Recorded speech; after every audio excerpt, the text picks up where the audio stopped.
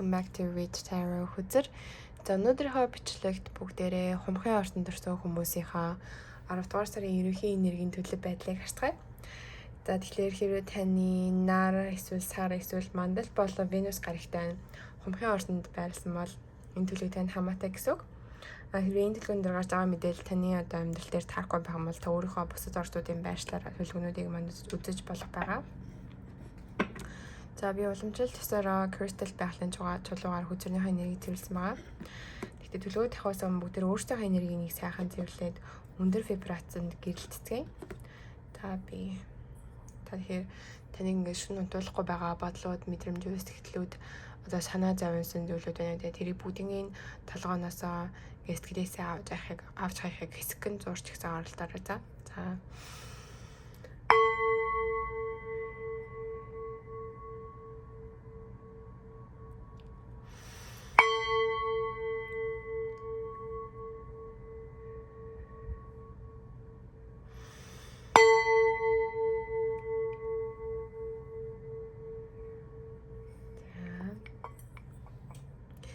Надад мэдээлэл авчиж байгаа охин хэрүүд миний ер нь 10 дугаар сард хумхын ортонд төрсэн хүмүүсийн маань амьдралынхаа энергийн чиг хандлага ямар харагдаж байна хэлж өгч туслаач. Нар усаа хүчрэх авах. So lovers гарч ирсэн. 4 of cups, 7 of swords, lovers, the devil. Yeah, hermit. 5, 6 of swords. 3 of cups. За эхлээд эхний унсан хүчир маань 7-гийн биш 4-ийн аяг гэдэг хүчир байна. 4-ийн тагш гэх юм уу да. За 4-ийн тагш гэдэг хүчир маань ерөнхийдөө болж байгаа ингэж уйтгарсан энерги байдаг. Уйтгарстай ч юм уу. Яг одоо байгаа амьдралынхаа ситуац төвшин дээр яг сэтгэл хангалуун биш. Нэг л юм ингээд амьдралаас нь дутагтаад байгаа. Тэгэхээр тэр нь яг юу вэ гэдгийг олоход жоохон хэцүү байдаг. Яг юутай болж ээж, юунд хүрж ээж ч юм уу, ямар юмтай болж ээж, хинтээ амьдарч ээж, хаана очиж ээж, сэтгэл нь ингэж 100% таашаалтай байгаагаа жоохон мэдгүй байгаа. Тэгтэл дотроос нь ингээл нэг л юм дутагтаад байгаа юм шиг санагдчихж байгаа мэдрэмж. Тэгээд өмнө нь урд нь хийжсэн бүх зүйлүүд нь яг өдөр болгон амьдрал нь нэгэн хэвийн урсгалаар явж байгаа юм шиг ямар ч одоо өөрчлөлтгүй, хөгжүүлэлгүй, дэвшилгүй санагдчихэж магадгүй. Тэгтэл одоо сайн мэдээ маань юу вэ гэхээр удахгүй танд ингээд яг өвлнээс ингээд танд аяг өгч байгаа. Тэр шиг ингээд шин ингэж мэдрэмжүүд, шин сонирхол ингээд ертөнд таны зүг шийднэ гэж байгаа байхгүй юу? Тэрний яг хайр дурлалын талбарт ээж болж болно, карьер дээрч байж болно, одоо санхүүгийн талбарт дээр ч юм уу, тий бизнесийн санаа орж ирдэг ч юм уу. Гэтэ яг энэ тал дээр би өшөө тодорхойлуулгыг оролтъё. And 4 of swords гэдэг хүчийг тодорхойлж өгөөч. Concern гинэ. Зарим нэг хумхын орчныхын маань ингээд нэг зүйлийн талаараа ингээд яг энэ нөгөө нэг санал дээр суугаад бодож байгаа шиг ингээд юм бодож байгаа. Зарим хумхын орчныханд маань одоо үзэж байгаа хумхын орчныхын маань ийм нэг настай өвөө бас байдаг байж магадгүй. Тэгээд тэр настай өвөө нь бас хумхын орчныхныхаа амьдралынхаа талаар заримдаа санаа зовоод ингээд суугаад бодлогоширдаг байж бас магадгүй юм байна. Тийм ингээд бэлэг орж ирж байгаа байхгүй юу? Таны амьдрал руу ингэж ертөнцийн зүгээс ч юм уу одоо юу гэдэг нь таныг хамгаалж харж хандаж явдаг сахиусан тэнгэрүүд ч юм уу, үг дээдсийн сүнсүүд ч юм уу ерөнхийдөө дээд хүчнээс ингэж амьдралд чинь бэлэг орж ирж байгаа энэ 10 сард. Тэгээд яг одоо ингэж эрх чөлөөнд байхгүй, эрх чөлөөгөө алдчихсан юм шиг бараг л шоронд байгаа юм шиг мэдрэмжтэй байгаа даахгүй зарим хүмүүсд маань.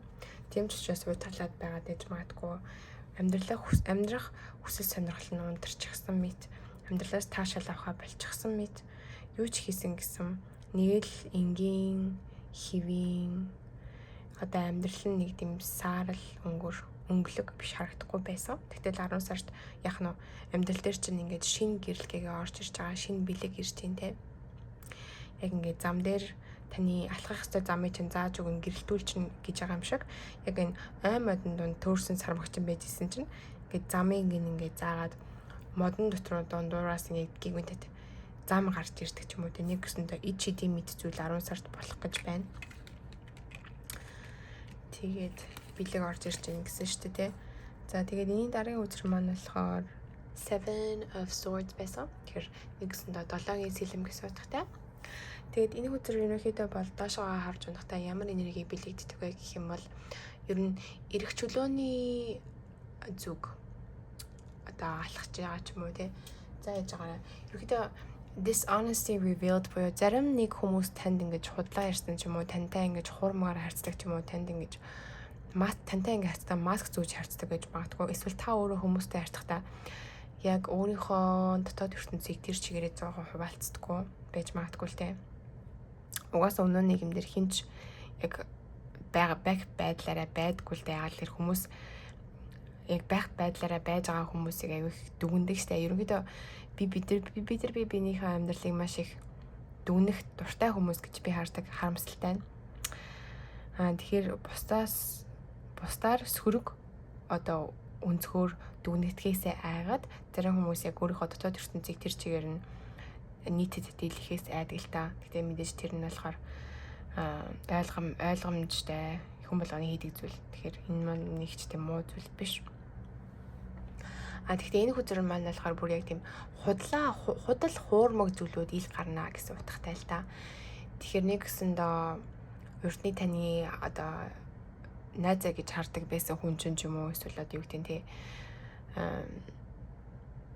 таны амьдралд одоо хэрэгцээгүй одоо таныг ингээд дээшээгаа шат ахихаас чинь ингээд татаад шангаагаад байгаа хүмүүсийг амьдрал дээр одоо ертөнц 10 сард ингээд илэн далангуу ингээд жинхэнэ нүрийн таниулна гэж байгаа. Худал хуурмаг бүгдийг ингээд авч хаяад үнэнг харуулна гэж байгаа байхгүй юу. Тэгэхээр тэр бол гайхамшигтай. Үнэн гэдэг зүйл хаанч ноёлдог штэ тий. Тэгэхээр тийм үнэнч найзуудаар хүрээлдэгдэх боломжтой байна. Үнэнч амрагтай болдог ч юм уу тий. Үнэнч сэтгэлээр дүүрэн тийм хүмүүсийн хүрээлэлд орно гэж харагдаж байна. Тэгээд lovers гэдэг хүзэр гарч ирсэн байгаа.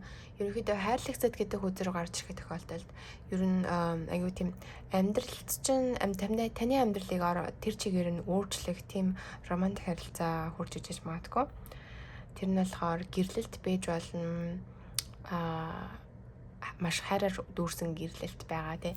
Тэгээд та энэ хайрлагцад гэдэг хүзүүдээр харж байгаа юм бол энэ эрэгтэй эмэгтэй хоёр хүмүүс маань ингээ бие биелүүгээ хараад дээр нь ингээд сахиусан тэнгэр нар ингээд гэрэлсээд аягүй их аз жаргалтай хайраар дүүрэн илбэг эрэх тэгш тийм энерги харагдаж байгаа байхгүй. Би минийгээ хүндэлсэн, би минийх үн цэнийг мэдэрсэн тийм энерги. Тэгэхээр lovers гэдэг үг гарч ирж байгаа учраас бас миний бодлоор ингээд зарим хүмүүс маань шинээр романтик харилцааны партнертай болж магадгүй юм байна. Хэрвээ тайлбарны хүнтэй гэрлээд хүүхдтэй болоод тайлбарны нөхөр сүдэртэй болчихсон бол нөхөр их нэртэй болчихсон бол энэ хүзэр маань ямар энерги бэлэгддэг юм бол partnership буюу одоо түншийн харилцаа, бие биедээ ашигтай түншийн харилцаа, бизнесийн тал дээр одоо 10 сард орох боломжтой хин нэгэндээ ингэж хамт бизнес эрхэлдэг ч юм уу те. За тэгээд энэ шинээр орж ирж байгаа хүн байх юм уу эсвэл яг аль хэдийн энэ хүндээ танилцчихсан юм болоо тэр талаар мэдээлэл өгөөч. Энэ lovers гэдэг хүзрийг бол илүү тодорхойлъё. Justice гинэ хууль цааз шударга ёс гэж харагдаж байгаа юм. Тэгэхээр миний бодлоор энэ нөгөө юу гэж магадгүй хуулийн тал дээр ажиллах хүн байж магадгүй. Хуультай холбоотой юм гарч ирж байгаа юм. Тэгээд Knight of Pentacles доошоо гарч унж байна. Page of Pentacles тэгсэн тийш гарч унж байна. Зэрэгд бол Page of Pentacles гэдэг маань ер нь насаар бага тийм хүн байна. Тэгээд тань ингээд урт хугацааны доктортой байдал ингээд бэлэглэе гэд ингээд сэтгэлээ өгч явах шиг харагдаж байна. Надаа яг энэ залуу ингээд зоос атгаад ингээд мэ гэд өгч байгаа. Тэр насаар дүү байж магадгүй. Эсвэл зүгээр энергиээр жоохон залуухан ч юм уу. Тэгээ заавал насаар дүү байх шаардлагагүй. Зүгээр энергийн хувьд айгүй тийм залуухан. Дандаа энийгээл бусдыг ингээл баярсгаал хөөргөл яг хүүхчиг тийм зантай залуу ч юм уу бүсгүй байж магадгүй. Энэ заавал залуу гэж харагдаж байгаа гэд заавал эрэгтэй хүн байх шаардлагагүй. Бас эмэгтэй хүнийг ч бэлэгддэг байгаа. Тэгээ Knight of Pentacles доошоо харж байсан болохоор энэ жоохон нөгөө нэг анхандаа жоохон материалистик та хоёр биетэй хандаж магадгүй л те. Тэр миний бодлоор энэ шинэ хүн гэж харагдаад хайн ингээ хуучны энерги хэрэгсэн харагдсангүй. Тэгээ материалистик гэхээр яг нэг зүгээр хүмүүс анханасаа биений хараад айгаа гадаад үзмжээр нь дүгнээд тэгээд зааж наа чин тийм юм байна гэд айгаа амархан дүгнэлтэнд хүрдэг ч тийм учраас энэ тохиолдолд болохоор яг нэг та хоёр биенийг хараад гадаад үзмжийн төлөө дотоод ертөнцөө илүү мэдхийг хүсэх гэж харагдаж байна. За тэгээд энэ хүн тэн талаар ингээ юу бодохыг харъя. Одоо энэ шинээр орж ирж байгаа амьдралаар нь орж ирж байгаа хүн маань хумхын орчныхны маань хараад яг юу бодох вэ? I wish things could be different гинэ.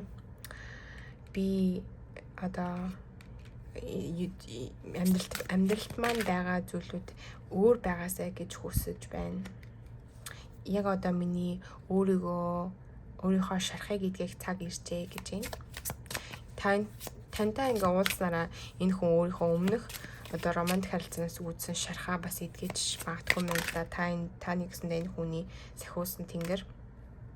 Тэгээд I replay our conversations over and over and буюу би одоо тантай хамт ингээд хамт ингээд ярьсан яриануудаа тий ингээд дахин толгойдоо боддог гэж байна. Тэгэхээр яг тантай хамт анх уулзаад ингээд яриа маш их зүйлийн талаар ингээд ярьж магадгүй. Тэгснийхаа дараа гэртээ очиод тэргээ дахин бодоод толгойдоо ингээд тантай байсан мөрчүүдээ улам дурсаж магадгүй юм байна. You speak to me through music буюу чи надтай хөгжмөөр ярьдаг гин л дээ. Тэгэхээр яг энэ өөрөө хөгжмийн сонирхолтой хүн юм болов эсвэл та бас өөрөө айгаа хөгжим сонирхдаг байж магадгүй. Хөгжим дуу хөгжим уянгалаг чимээ энэ төр тэгэхээр би биентэйгээ бас ингэж өөрийнхөө бусад ертөнцийг хуваалцахын тулд би биен руугаа бас мессежээр чи энэ дуу сонсоод үзтээ ямар мэдрэмж төрж байгаа гэдэг ч юм даа дуугаар харилцаж бас магадaltaй байна шүү. Rock popping дуу ч муучтай таарчих юм болов манай зарим хомхын орчныхан байна. За тэгсэн чинь devil гэдэг энерги гарч ирж байна. Энэ одоо монголоор орчуулах муу чөтгөр шулам гэсэн утгатай тэглээ гэд тийм муу ёрын энерги биш. Зүгээр угаасаа амьдрал нөгөө нэг сүрэг болон эерэг энерги байдаг учраас devil гэдэг энерги маань хүзэр маань сүрэг энерги билэгддэг байгаа. Тэр сүрэг энерги юу вэ гэхээр айдас өөртөө итгэхгүй байх байдал. За тэгээд хин нэгэнд одоо өнгөцхөн ингэж хууртагдаад өнгөцгөн одоо seduction буюу одоо заримдаа ингээд хүмүүс ингээд хэнийг нэг өөртөө татахын тулд жоохон нэг тийм шудраг бос ч юм уу тий жоохон далтын тийм нэг юмнууд хийдэг штэ зарим тийм хүмүүс ч юм уу би сонсч лээсэн л да яг specifically яг тусгайчлаа ингээд жишээ болгож ярихад жоохон хэцүү. Гэтэ та бүхэн маань миний хэлж байгаа л гэж байгаа. Ерөнхийдөө бол жоохон тийм яг гинэнхэн цагаахан тим энерги биш л гэсэн үг л дээ. Тэгээд lust буюу бас нөгөө нэг шунал тачаал байдаг. Addiction гэдэг чинь жоохон юу донтолт бас байдаг. Тэгэхээр ийм энергиуд байна гэсэн үг. Тэгэхээр энэ юу гэсэн үг вэ гэхээр зарим хомхын орчныхан маань одоо байгаа амьдралаасаа заримдаа зүхтах гад одоо кино үзэл өдөр шөнөжөнгөө кино үзээд тийш киноны ертөнд рүү зүхтдаг ч юм уу тий. Зарим хомхын орчныхан маань ерөнгээд өөртөө итгэлгүй болоод одоо ирээдүйд маань ямар юм тохиолдох болоо, ирээдүйд маань яаж өөрчлөгдөх болоо, би хизээ одоо аз жаргалтай болох болоо гэдэг ч юм уу ингээд маш их асуултууд. Тэр асуултууд нь яагаад гарч иж байна? Юуны ямар энергийн үндсээс гарч иж гэсэн чинь яг үндэ бол айдас байгаа хгүй юу? За тэгээд энэ devil гэдэг энергийн талаар улам илүү тодорхойлохыг хүсье. За энэ devil гэдэг энерги дээр хумхын орчны ханд маань хандаж ямар зөвлөгөө өгөх вэ? Moon гэдэг хүчээр заашгүй гарч ирж байна. Зарим хумхын орчныхан маань нь шүү дээ. Cancer буюу мэлхийн орчны хүнтэй харилцаа тогтоосон байж магадгүй. Эсвэл Scorpio буюу юу байна? хилэнц бас харагдаж байна. Эсвэл таны өөрийн чинь төрөлтийн гаргууд чинь энэ саний миний дурдсан ортууд дээр байрлсан байх магадaltaй. Нилээн усархаг буюу нилээн emotional хүн болгож өгч байгаа юм л да. За judgment доошоо харж байна. Өөрөө өөрийгөө айгүй тийм хүчтэйгээр ч юм уу сөргөөр ч юм уу айгүй тийм юу гэдгэлээ монголоор харгасаар өөрийгөө айгүй харгасаар дүгнэдэг байна гэсэн үг. Хайрлаж өөрийгөө дүгнэхгүй, хайрлаж өөрийгөө ойлгохгүй. Дахиад lovers гарч ирж байна. Өөрийгөө айгүй хайрлал гэдэг юм. Өөрийгөө айгүй хайрлал гэж гарч ирээд байна. Хайр хэрэгтэй. Тэгээд өөрийгөө ингээд зөв тэр чигээр нь бүтнээр нь хүлээж авсан цагт одоо ямар ч гоочлох юмгүйгээр өөрийгөө толон тарангуутаа за миний тэр юм байна, энэ юм байна гэд ингээд бусдаа хүмүүсийг өөрийгөө хайрцуулаад тэрнээсээ үүдээд өөрийнхөө үнцнийг тодорхойлохыг оролдоод байт юм байна. Тэгээ тэрийг өөрөө харахгүй байна гэж энэ сар гарч ирж байгаа учраас.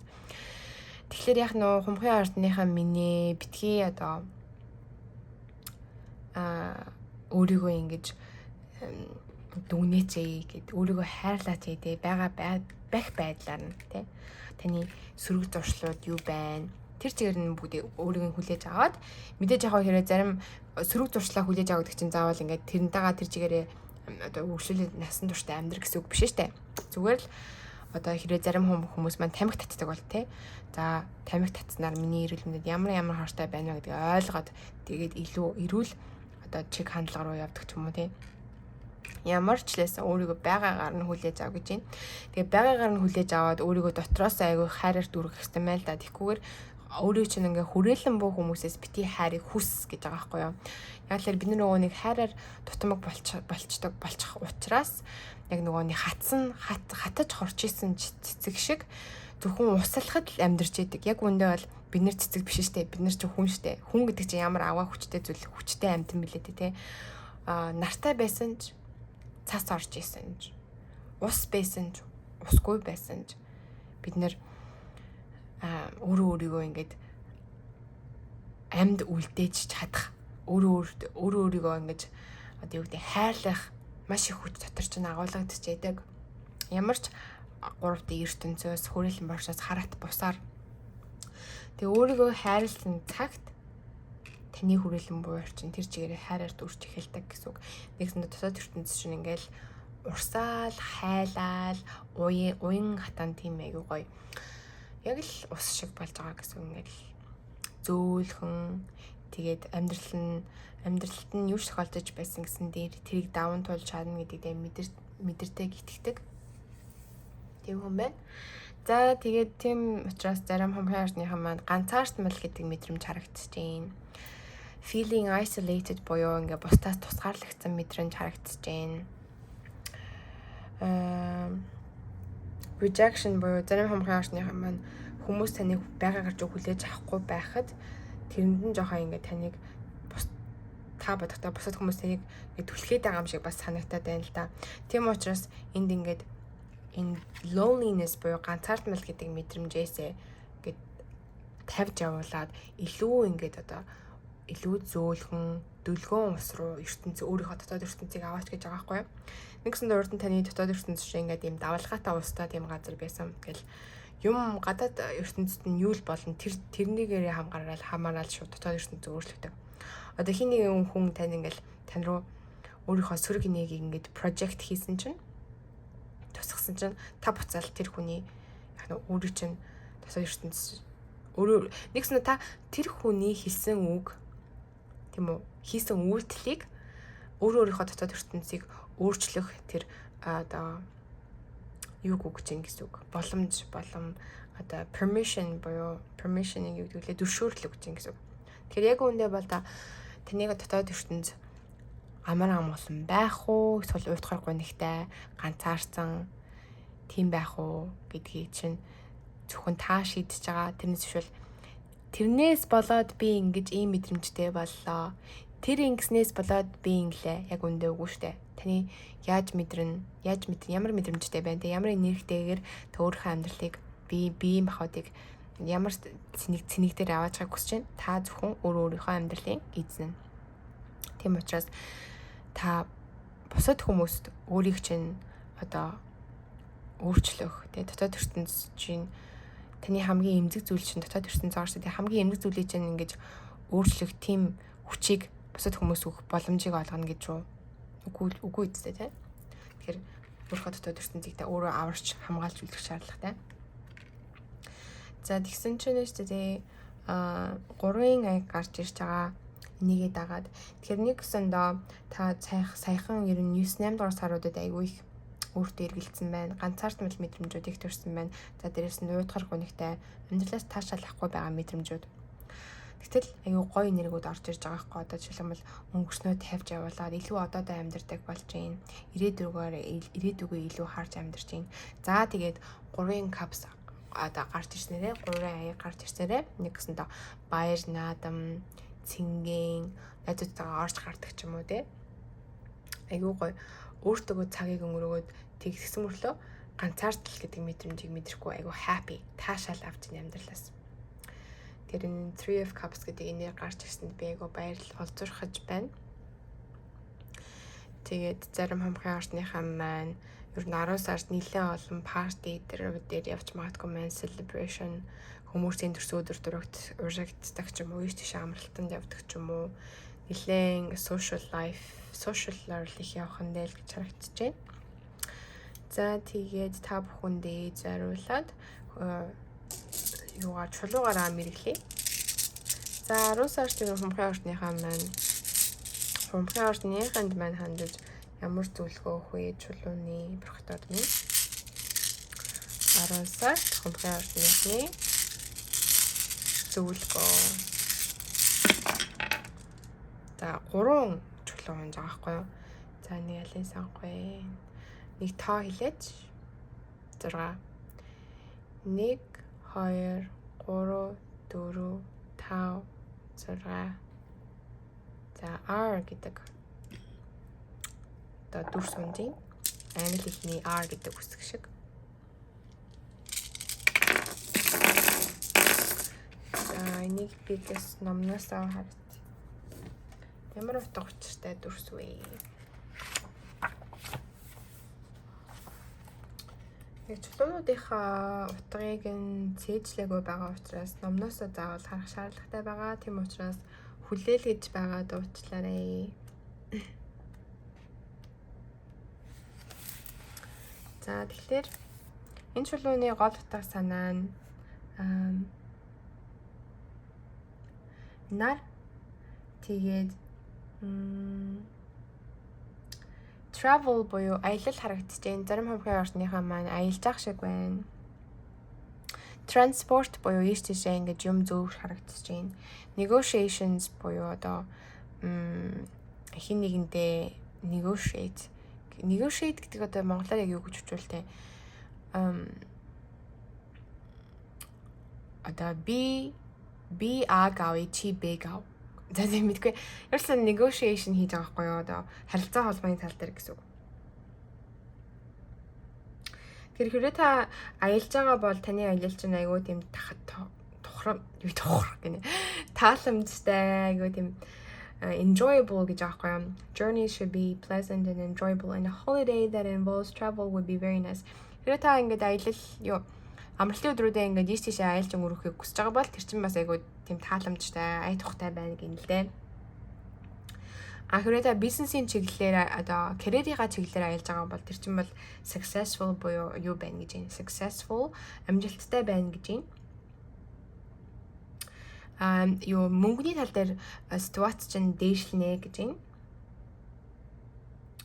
Тэгээд хэрэг та ямар нэг юм тийм шүүх хурал ч юм уу, шүүхтэй холбоотой, хууль ёстой холбоотой тийм зүйлээр явж байгаа бол тэр чинь таны талд үр дүн шийдэгдэнэ гэж байна.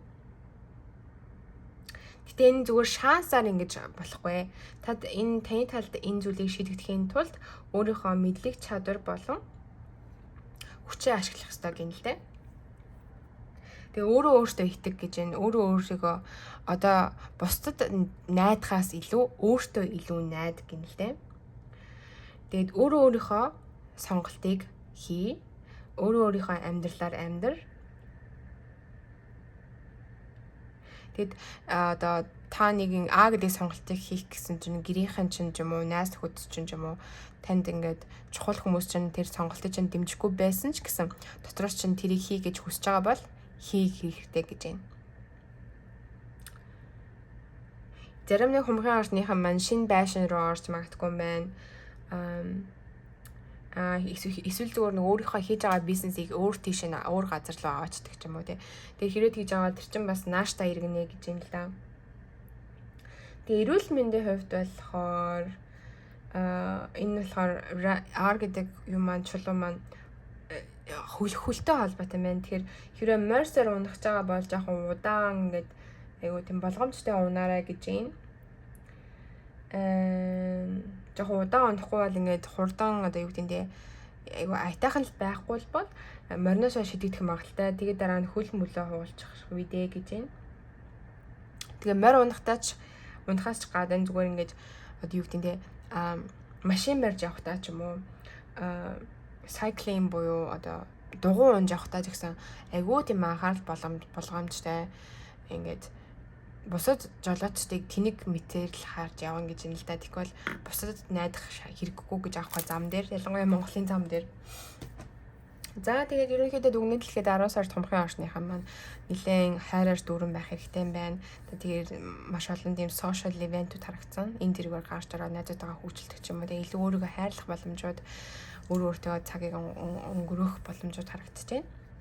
За тэгээ өнөөдөр уусан төлгөмнөөс маань асуулт байх юм бол доор комент хэсэгт маань бичиж үлдээгээрэй. Надтай хамт байдгийг та бүхэндээ хязгааргүй их гэлээ. Дараагийн дугаар хүртэл баяртай. Баярлалаа.